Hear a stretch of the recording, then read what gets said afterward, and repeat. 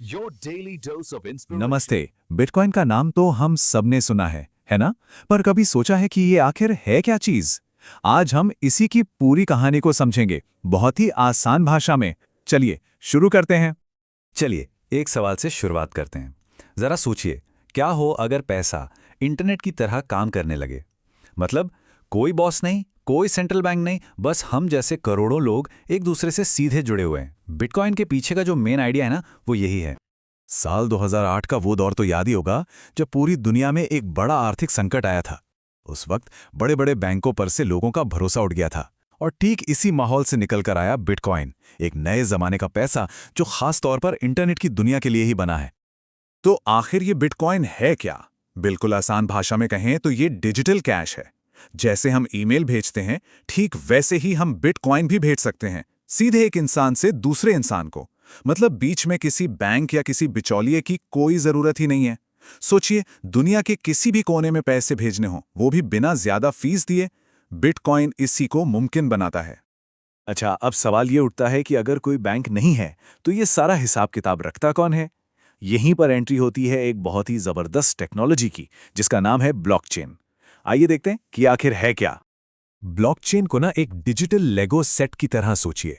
हर एक लेगो का टुकड़ा एक ट्रांजैक्शन है, यानी एक लेन देन, और ये सारे टुकड़े एक दूसरे से जुड़कर एक बहुत लंबी और मजबूत चेन बनाते हैं।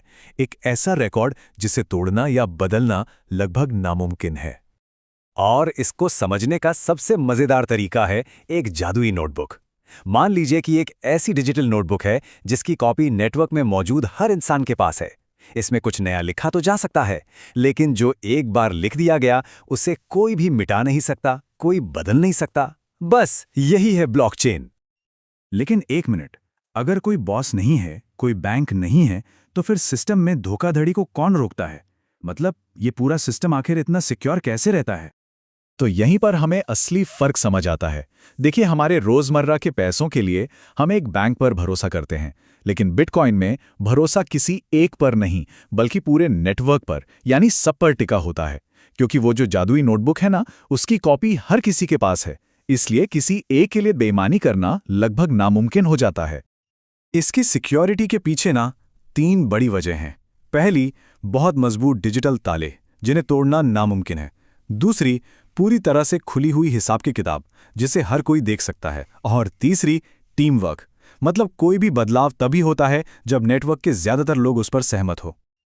अच्छा, तो ये नए बिटकॉइन आखिर आते कहां से हैं? ये एक खास प्रोसेस से बनाए जाते हैं जिसे माइनिंग कहते हैं। और नहीं, इसमें फावड़ा चलाकर जमीन खोदने जैसा कोई काम बिल्कुल नहीं है। तो इसको ऐसे समझिए कि ये एक बहुत बड़ी मैथ्स की रेस है। दुनिया भर के हजारों पावरफुल कंप्यूटर्स एक बहुत मुश्किल पहेली को सुलझाने की दौड़ में लगे रहते हैं। जो कंप्यूटर सबसे पहले उस पहेली को सुलझा लेता है, उसे ही लेन देन के नए ब्लॉक को उस चेन में जोड़ने का हक मिलता है। और इनाम में क्या मिलता है? एकदम नए ताजे बने हुए बिटकॉइन। और अब आती है सबसे हैरान करने वाली बात। इस पूरी दुनिया में कुल मिलाकर सिर्फ 2 करोड़ 10 लाख बिटकॉइन ही बन सकते हैं। बस उससे एक भी ज्यादा नहीं। यही चीज इसे एक तरह का डिजिटल सोना बना देती है, जिसकी सप्लाई लिमिटेड है। तो सवाल उठता है कि ये सब जानना हमारे लिए इतना जरूरी क्यों है? क्योंकि बिटकॉइन सिर्फ एक टेक्नोलॉजी नहीं है, ये पैसे के भविष्य और हमारी पूरी फाइनेंशियल दुनिया को लेकर एक बहुत बड़ी बहस है। देखिए, बिटकॉइन को लेकर ना 2 तरह की बातें होती हैं। इसके फायदे भी हैं और नुकसान भी। एक तरफ ये किसी के भी लिए खुला है जिसके पास इंटरनेट है और इस पर किसी एक का कंट्रोल नहीं है। लेकिन दूसरी तरफ इसकी कीमत बहुत तेजी से ऊपर नीचे होती है और इसकी माइनिंग में बिजली की खपत भी बहुत ज्यादा होती है।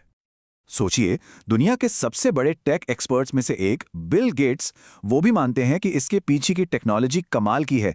उन्होंने इसे एक टेक्नोलॉजिकल टूर डी फोर्स कहा है, जिसका मतलब है तकनीक का एक शानदार करतब। तो आखिर में सवाल यही रह जाता है कि क्या बिटकॉइन हमारे फाइनेंस का भविष्य है, या ये सिर्फ एक बहुत बड़ा और दिलचस्प तकनीकी प्रयोग है जो शायद कुछ सालों में भुला दिया जाएगा? इसका जवाब तो सिर्फ आने वाला वक्त ही देगा। लेकिन हाँ, ये एक ऐसा सवाल जरूर है जिसके बारे में सोचना तो बनता है।